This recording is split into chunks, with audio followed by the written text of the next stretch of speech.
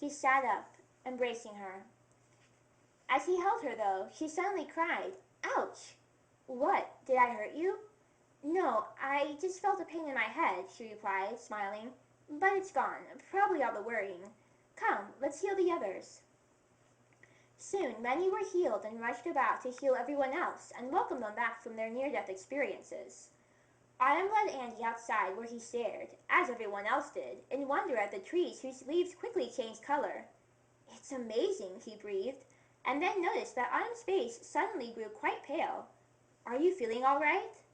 "Yes, of course," she said, still smiling. Yet she looked somehow weaker to him, and some of the light vanished from her eyes. "Let's take a walk so you can see how beautiful the wood is," she said. As she led him through the vale, the Mira smiled and waved at her, thanking her while saying how glad they were to see the king up and well again. Yet many noticed Autumn's pale form and cast each other wondering, concerned glances. Autumn led Andy from the vale. He asked, "I still can't believe your sister changed her mind. Yet what I really can't get over is how it came to be autumn so quickly. How on earth?" "Music," Autumn replied softly. "A magic song." "Amazing, wondrous," Andy continued, still shaking his head in awe as he stared up at the trees. Suddenly, Autumn collapsed, but he quickly caught her in his arms. "Autumn, what is it? What's wrong? You're so cold." Autumn put her arms around his neck and said softly, "Take me to the stream, Andy." "No, we must get you back to the vale. You must rest, or—" "The leaves! Eat some of the leaves!" he cried in a panic. But Autumn placed a finger gently to his lips. "Andy, the leaves will do me no good." Andy just stared.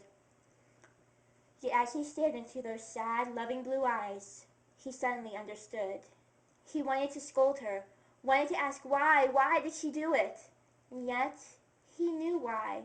He could read it in her eyes. She loved the Mira people, and especially she loved him, with a deep, passionate, and Christ-like love. A love so deep she was willing to sacrifice all just to save him and his people. And so, tears pooling in his eyes and flowing down his cheeks, he gently carried her to the stream and sat on the ground beneath one of the changing trees, holding her tenderly in his arms.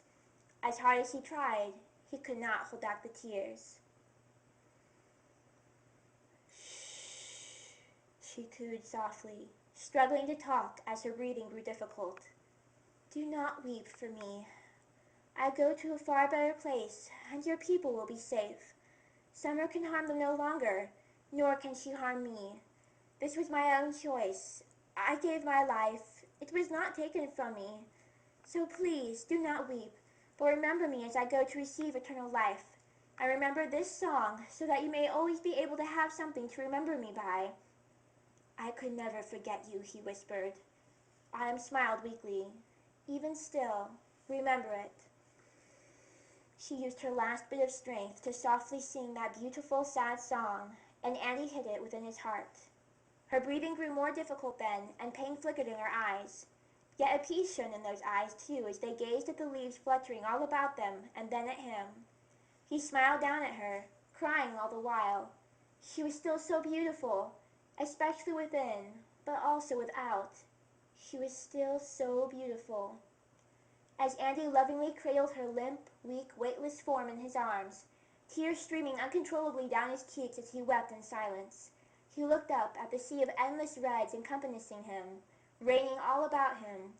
Suddenly, he saw it, a single green leaf, still clutching the branches of the tree under which he and Autumn now lay. Somehow he knew in his heart that this was the last leaf, the last bit of hope.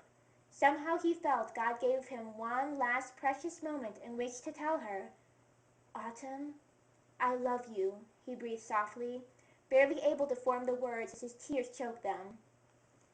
Autumn did not possess strength still to even speak, but she smiled faintly, the slightest glimmer shining in her eyes, and he knew that the same message radiated from within her heart. "I love you too." Then she closed her eyes, and as Andy glanced back up at the leaf, he knew. Its color turned from green to vibrant red as it fluttered down, landing softly upon her heart. Andy laid his head on her and wept.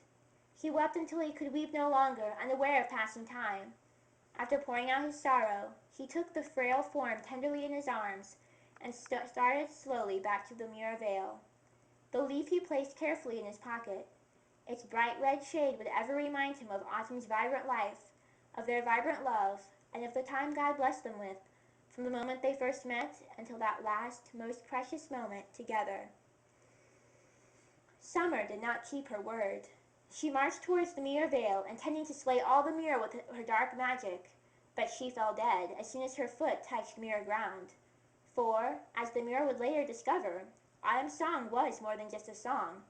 It was a magical contract, protecting the Mira from Summer's harm should she break her word and still seek to destroy the Mira after her death. It was a contract which could not be broken without Summer risking her own life. Autumn's death did not only give life to those Mira whom she saved from Summer's wrath, but to all future generations of Mira. For, as Autumn meant for it to be, Autumn has ever reigned in the Mira Vale, and the trees have ever provided healing powers to all manner of illness and injury. As for Andy, he never married. Yet to this day, the leaf he preserved in memory of his beloved Autumn still shimmers as vibrantly as the day it fell. And the Mira still sing that sad yet beautiful song of the girl who gave them the home they now know, the girl who was willing to give her life that she might bring Autumn, and thus life and peace, with the scintillates, to the Mira forevermore. Autumn falls, the leaves like endless tears.